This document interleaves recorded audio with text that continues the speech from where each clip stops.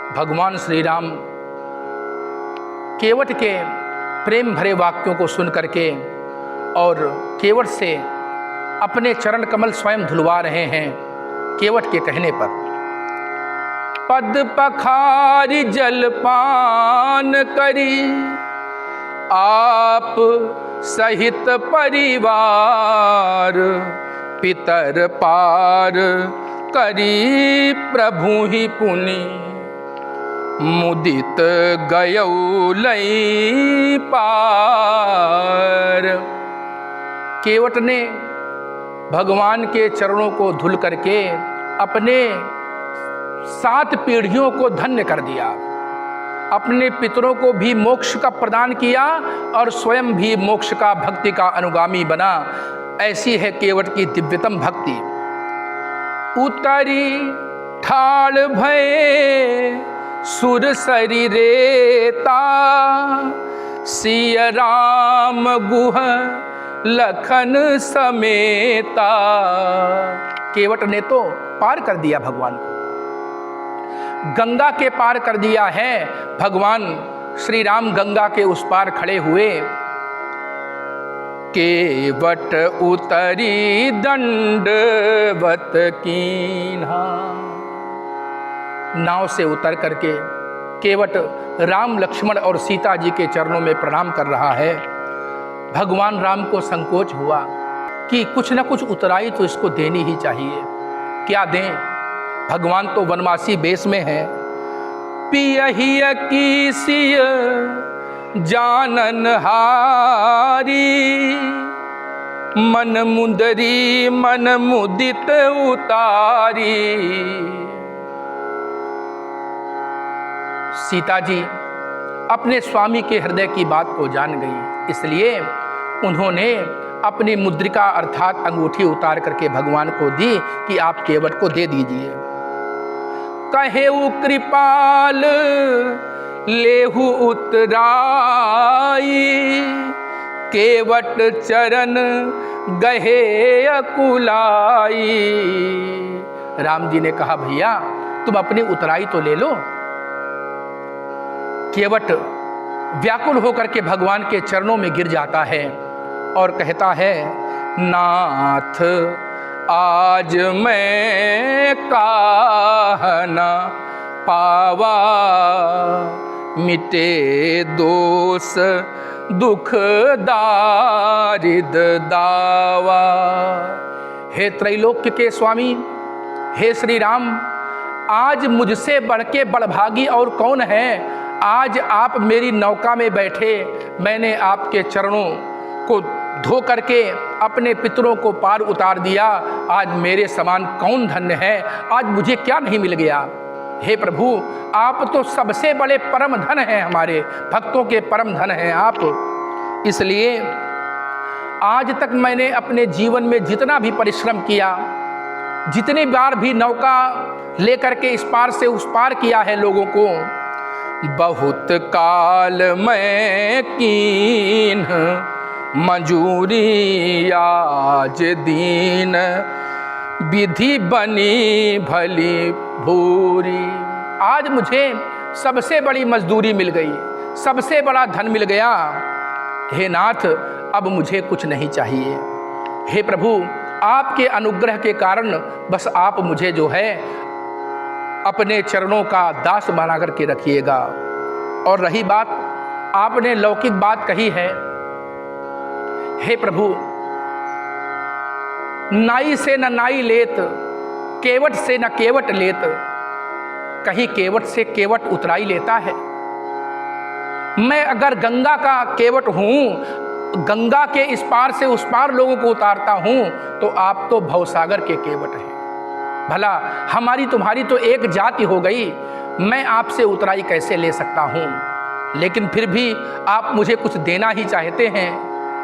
फिरती बार नाथ जो देवा, सो प्रसाद मैं सिर धरी लेवा।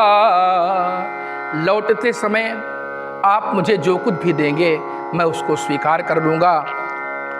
बहुत कीन प्रभु लखन सिय, नहीं कछु केवट ले, विदा कीन करुणायतन,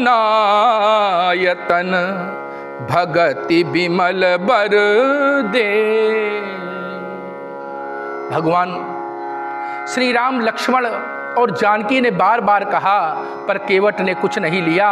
भगवान ने उसे अपनी भक्ति प्रदान की। प्रभु कही देन सकल सुख सही, भगति आपनी देन न कही। काकभूषुंड जी भी कहते हैं कि भगवान ने सब कुछ देने के लिए कहा, पर भक्ति नहीं दी। बिना भक्ति के व्यक्ति का जीवन ही व्यर्थ है। और आज वही भक्ति बिना मांगे ही केवट को भगवान ने प्रदान कर दी। ऐसा है भगवान का प्रेम, और ऐसा है भगवान का आश्चर्य कर देने वाला चरित्र।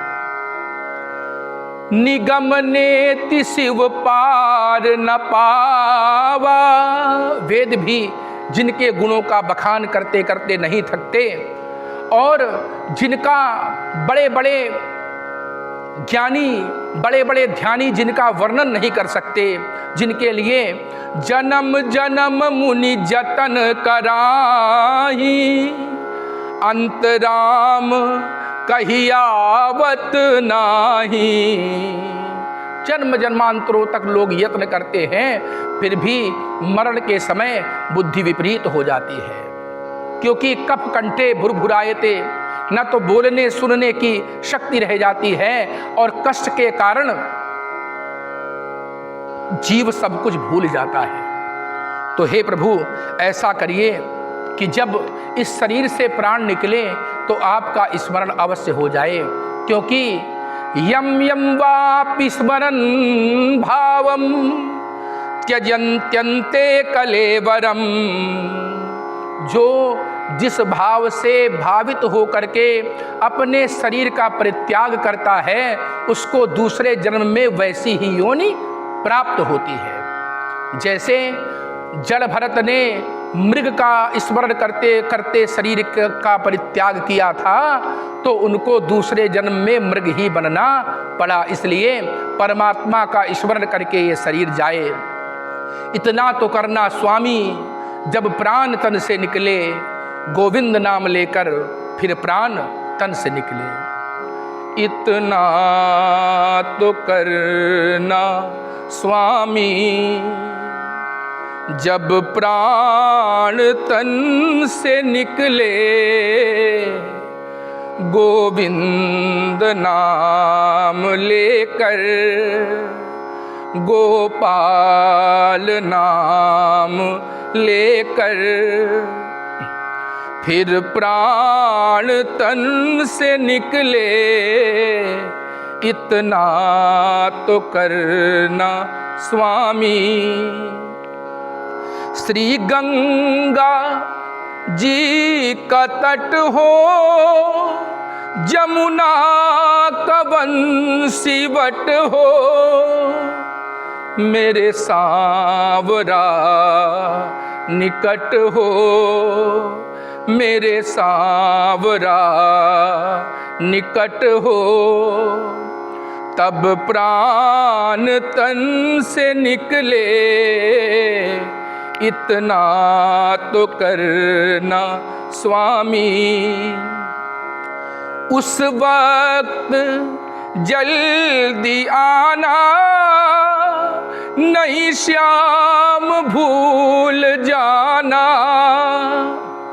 राधे को साथ लाना।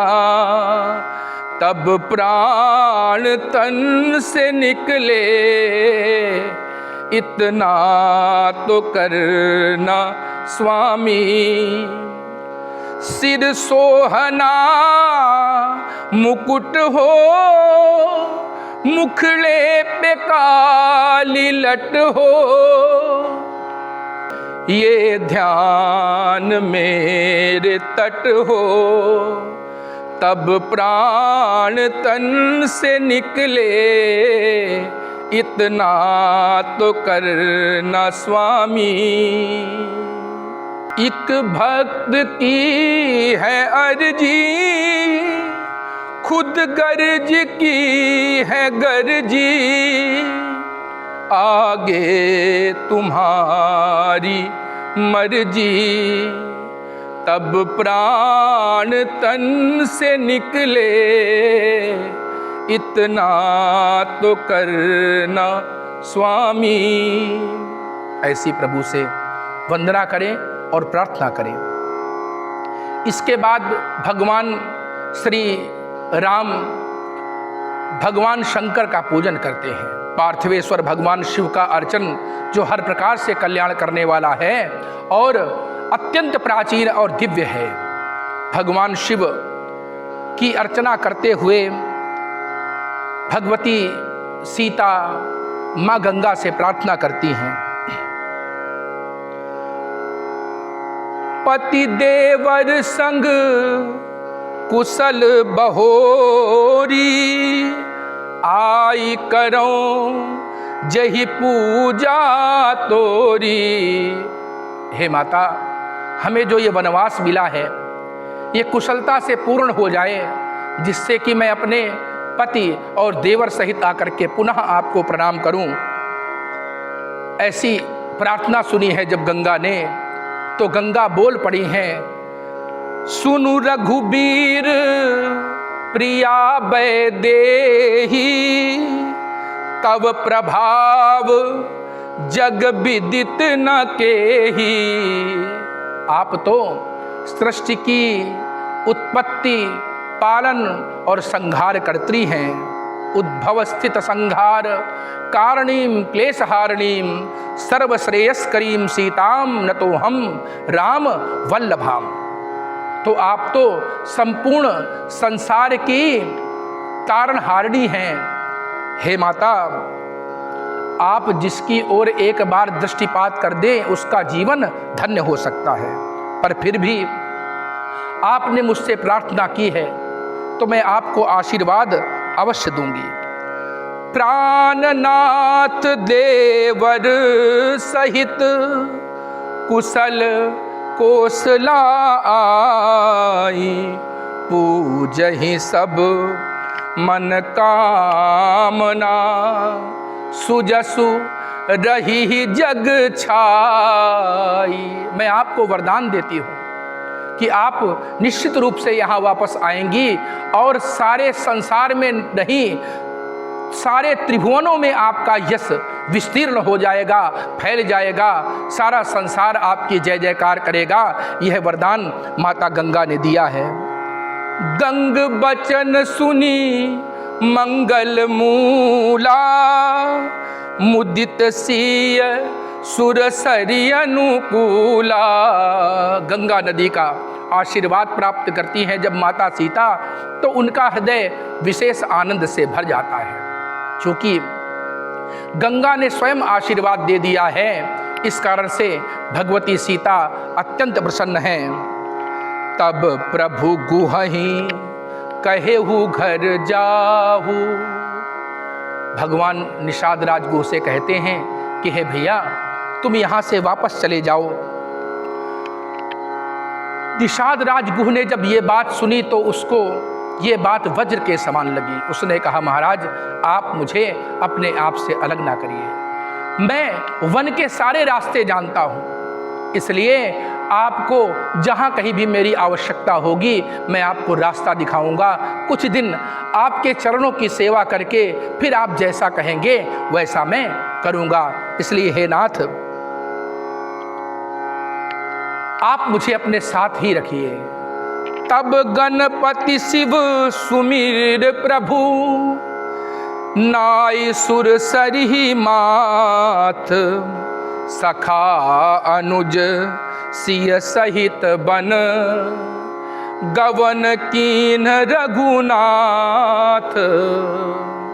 भगवान श्री राम गणेश जी का स्मरण करते हैं, जो संपूर्ण विघ्नों का हरण कर लेते हैं, जो संपूर्ण विघ्न राशि का दमन कर देते हैं। ऐसे गणेश को मना करके और माता गंगा को प्रणाम करके आगे वन की ओर चल पड़ते हैं।